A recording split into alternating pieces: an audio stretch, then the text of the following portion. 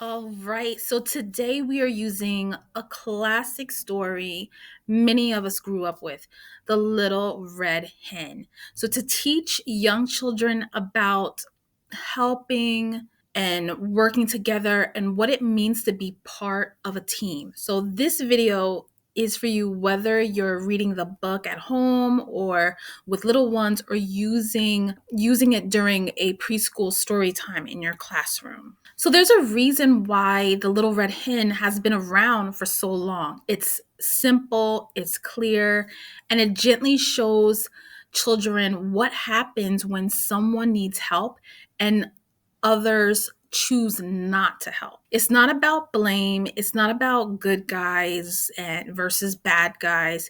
It's really about what helping looks like and how everyone feels when we work together or when we don't. So kids understand this story instantly because the actions are everyday actions. So there's planting, there's tending, there's carrying, there's baking, there's sharing. So when you read the story, keep the tone simple. You don't need to make long speeches or lessons. Kids learn best when you pause briefly and notice things out loud, maybe ask a couple questions or ask a question or two. Something like, like the hen is doing this all alone, or she asked for help. The animals chose something else. Look at her face. What do you think she's feeling? So these pauses help kids connect to the story, connect the story to real life without turning it into a long, drawn out lecture. And that's especially important for preschoolers. They need space to think.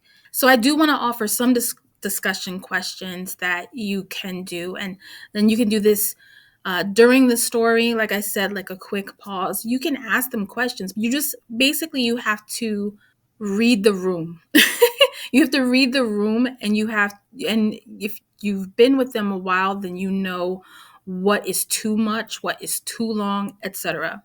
So again, you can do these questions after the story. You can do it during, wherever you think, making sure that you also ask some questions before you get into the book also about, like, what do they think the story is going to be about if they haven't heard it.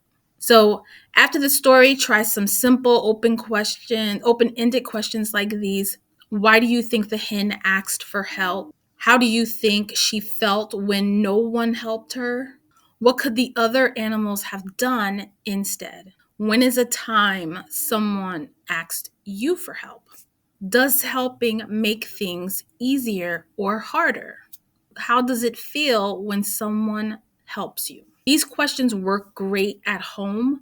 They work great during circle time, in small groups, and even siblings can ask these questions. And one way to really bring home some concepts that are in books are to have extension activities, because you don't want to just leave it at the book. Asking questions is great, but you don't want it to just end there. So you can also have extension activities. So one thing that you can do is you can do a group bread making. And if you're at home or if you're at school and you don't have access to that kind of stuff, you can do a pretend baking. One of the things that I did in my class is we put all the ingredients in the bowl. So we made the stuff, but I didn't bring, I think we used a toaster oven. I didn't bring the toaster oven into the classroom. It was in the teacher's lounge. So when I believe when they went down for nap, I went and I baked the little buns that we had made, or little muffins or whatever we made. I don't remember right now, but whatever we made, I brought it into the toaster oven. And then when they got up, they were able to eat them for snack. So group bread making is a great idea to connect it. Um, and again, you can have this as actual baking if it's allowed. So check with your director if you do not know. You can do Play-Doh bread. So you could make Play-Doh and pretend that it's bread by, still having like the ingredients that they're able to, put into the bowl and then mix up, and then they can pretend that they are making bread.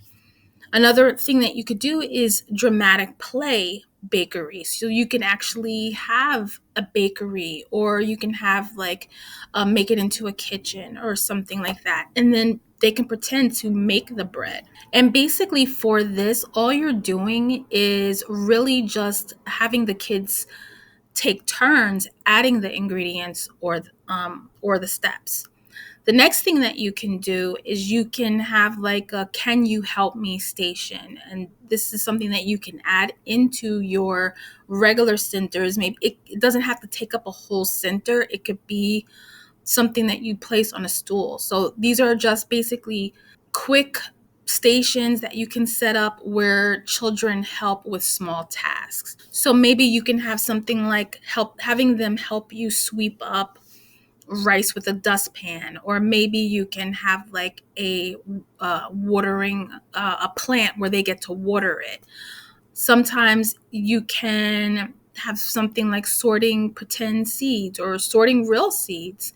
And then every station reinforces the fact that helping makes things easier. So that's basically what that is. And like I said, you don't have to have like this elaborate station, this elaborate center. You could just have like something in a corner, and then they can go there and help with something. Another activity that can take place is kind of like a team gardening or tending activity, where you can put the things into a sensory bin, or the water table where you put beans and or soil or something like that.